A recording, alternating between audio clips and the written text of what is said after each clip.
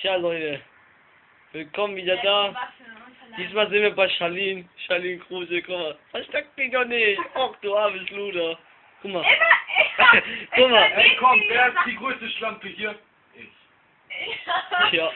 Guck mal, das ist ein Luder. In Und jedem das ist Video ein sagt der Luder Noob. zu mir, ne? Das Noob. wissen die alle schon von mir denken. Ey, ich zeig euch mal das Zimmer. Ja, ich weiß nicht. Guck mal. Wir darfen ganz viel. Da muss Tja, warum lasst ihr überhaupt den Schrank auf? Da kann das doch ganz YouTube sehen, Alter. ja. Guck mal, ganz YouTube kann das sehen. Ja, guck mal. Das ist ihre Straße.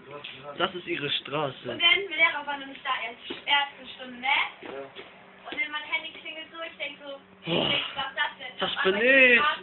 Och, wie süß, das bin ja ich. Die schauen so, ne? Guck mal, ich zeig euch mal Charlene's Pape. Hör, jetzt lass mich mal ausreden. Guck mal, was das steht. Charlene Pape. Nein, mach nicht aus. Digga, sie wird gerade was erzählen. Ja, soll sie doch erzählen.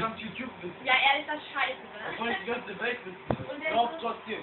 Bevor er nicht, was ist voll ausgespaßt, die Kind, Alter? Ja, Jungs, ich komm bald wieder in ein paar Minuten. Mädchen. Wir machen Mädchen. Pause. Wir machen auch Pause. Alright.